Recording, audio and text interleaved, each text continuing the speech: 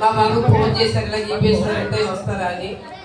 అయితే మా పిల్లలు సిద్ధపడ్డారు, కానీ యూపీఎస్ కదా నేనైతే అర్థం మా పాప పిల్లలు అనుకున్నాను.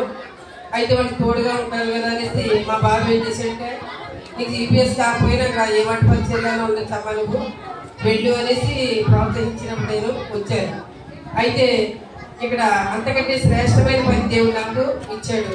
ఏంటంటే నేను స్త్రీల మధ్యలో పరిచయం చేస్తూ ఉంటాం. తర్వాత మందిరంలో ఉన్న ప్రతి పరిచయం కూడా మేమే చేసుకుంటాం, ఎవరికి పెట్టుకోం. మేమే ఏ పని అయినా వంట పరిచయం అయినా అది పాత్రతో అని ఏదైనా సరే పని అన్ని కూడా చక్కగా దేవుడు మాకు ఆ పరిచయం ఇచ్చాడు. అన్నింటిలో కూడా చేస్తూ ఉంటాం. కానీ ఇక యూపీఎస్ పరిచయం అయితే నేను ఎప్పుడు చేయలేదు. ఏంటంటే చనిబిడ్డల మధ్య నేను చదువుకోలేదు, అంత జ్ఞానం నాకు లేదు కనుక చనిబిడ్డల మధ్య ఎలా చేయాలని నాకు తెలియదు. కాబట్టి నేను ఎప్పుడు కూడా మా మందిరంలో కూడా నేను ఎప్పుడు కూడా ముందుకు వెళ్ళలేదు. సండే స్కూల్ పరిచయం అంటే ఎంతో చనిబిడ్డలు చెప్పాలి కదా జ్ఞానం కావాలని. కానీ ఇక్కడికి రాగానే నాకు బ్రదర్ పిలిచి ఈ పరిచయం తీసుకుంటారా అన్నారు.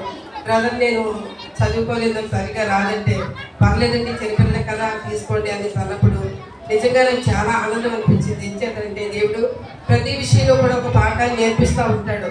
మనకి ఎంత ఏజ్ ఉన్నా ఎంత అనుభవం ఉన్నా ఎన్ని రీతిలుగా మనం బోధన చేసినా కానీ ప్రతి చిన్న బిడ్డ ద్వారా మనతో మాట్లాడుతూ ఉంటాడని నేను నేర్చుకున్నాను.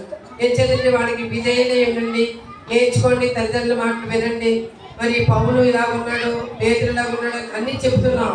కానీ ఆ టైంలో వాళ్ళకి చెప్పేటప్పుడు నాకేమనిపించిందంటే నిజంగా నేను చనిబిడగా బోధిస్తున్నాను, నేను ఉన్నానా, ఆ రీతిగా విధేయత నేను చూపిస్తున్నానా, ఏంటంటే పరిచయం చేస్తున్నాను, నేనేదో తీసేసుకున్నాను, వాక్యాలన్నీ వచ్చు, నాకంటే ఎవరు అనే నా స్వదేశం నా ఆలోచనతో నేనున్నాను తప్ప నిజంగా లోబడే స్వభావం నాలో ఉందా అని దేవుడు నాతో మాట్లాడుతూ వచ్చాడు.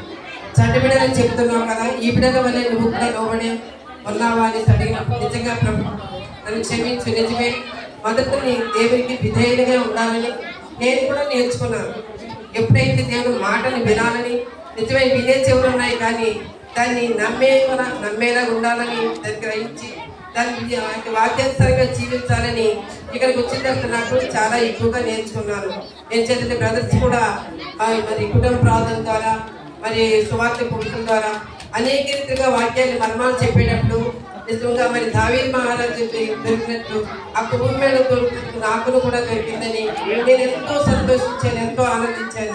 నిజంగా ఇక్కడ ఉన్న సంతోషం ఆనందం మరి ఎక్కడ కూడా మనం పొందలేమని నేర్చుకున్నాను.